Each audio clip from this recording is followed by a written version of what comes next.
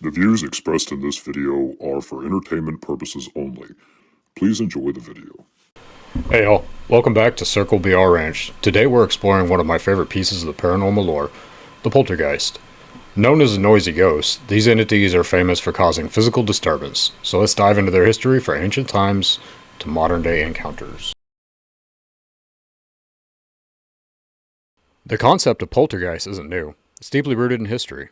Records from ancient Rome describe larvae, malevolent spirits causing mischief, which might be an early form of poltergeist activity. Medieval Europe had tales of spirits known as noisy spirits or knockers, which would make loud noises and move objects. From the 17th to the 19th century, we have more documented history. During the witch hunts in Europe, poltergeist activity was sometimes attributed to witchcraft, with the accused supposedly summoning these spirits. One of the most notable cases, the 17th century Ep.3 poltergeist at the Wesley family home in England, became one of the best documented cases, setting a precedent for how poltergeist phenomena were recorded. Because it was so noteworthy and was so well documented, I had to add this into this. The disturbances began in December 1716 and lasted until late January 1717, making it one of the most famous poltergeist cases in history due to the detailed accounts preserved in family letters and later writings. The story starts with the Wesley household experiencing strange noises, groans like those of a dying man, heard first by servants near the dining room. These were followed by a pattern of nightly disturbances, typically kicking off around 9:45 p.m. with a sound likening to a clock winding up or a windmill turning. Then came raps, knocks, and bangs that echoed through the house, sometimes shaking the walls. The noises often moved from the kitchen to the children's room, where they'd pound on bed frames. That's terrifying. Objects didn't fly around much, but there was one striking incident. A bed levitated with Nancy Wesley, one of the daughters, still on it. The family also reported hearing footsteps and swishing sounds, like a gown brushing against the floor. Reverend Samuel Wesley, a stern and skeptical man, initially dismissed the sounds as rats or trickery, especially since he didn't hear them himself at first. Local superstition held that the person the spirit targeted wouldn't hear it. But as the activity ramped up, he couldn't ignore it. One night, fed up with the nursery knockings, he challenged the entity, shouting, "Thou deaf and dumb devil, why dost thou frighten these children? Come to me in my study." That night, the spirit answered with a knocking so hard it nearly splintered his study door. Later, an unseen force shoved him against his desk, convincing him this was no prank. The family nicknamed the poltergeist Old Jeffrey, possibly after a former resident or as a playful jab.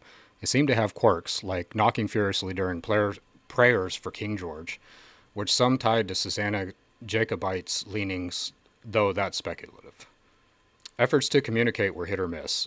It mimicked raps but never answered questions. Susanna once tried an old folk remedy, blasting a trumpet through the house to drive it away, but it only paused the chaos briefly. Sightings were rare. Servant Robin Brown saw a rabbit-like figure, and daughter Amelia spotted a badger-shaped shadow, but no clear apparition ever appeared. By late January 1717, the disturbances faded as suddenly as they'd begun, leaving the Wesley family puzzled but relieved. Theories abound. Some blame psychokinetic energy from a stressed family member like Susanna, worn out from 19 pregnancies, or teenager Hetty, who hated the rectory. Others suspect villagers resentful of Samuel's strict preaching, or even the kids pulling a stunt. No single explanation fits perfectly, but the detailed Wesley letters make it a gripping tale of mystery that's still debated to this day. The 20th century brought a new scientific lens to poltergeist activity. Societies like the Society for Physical Research in the UK began studying these phenomena, trying to understand if they were linked to human psyche or external entities. Perhaps one of the most famous cases was from the late 1970s in London, where objects moved and voices were heard, attracting both media and scientific attention. Today, the narrative around poltergeists has evolved.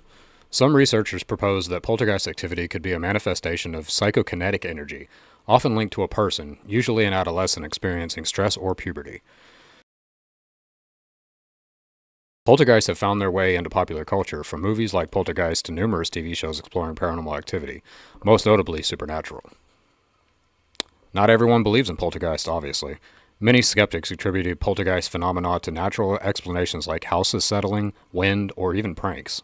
There have been notable hoaxes, which have led to skepticism but also to more rigorous investigation methods. Poltergeists remain one of the most debated topics in paranormal studies. Whether you believe they're spirits, a psychological phenomenon, or simply tricks of nature, their stories continue to captivate our imagination. They remind us of the mysteries still surrounding our world, encouraging us to question, explore, and sometimes believe in the unseen.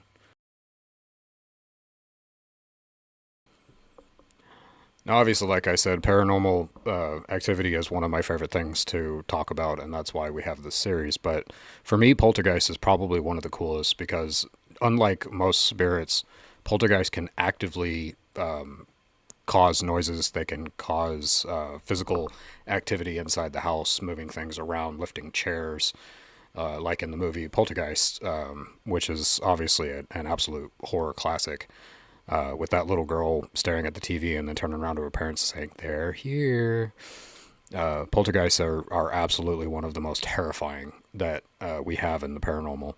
So I absolutely had to talk about that in this paranormal series. Now, do I believe that they're real? Absolutely. Because I believe in physical manifestations, I have unfortunately seen a few in my lifetime and have heard many stories that are very realistic and are very hard to dispute. I'm sure there's a lot of hoaxes out there, but this is one of the more believable things that I have seen throughout history, throughout research, and again, throughout my own personal life. So this was a lot of fun for me to research into, and I hope you guys enjoy it. Thank y'all so much for watching, and remember to like, subscribe, and push that notification button to keep up with the paranormal series here at Circle BR Ranch. I hope y'all have a wonderful day. Much love, and as always, God bless.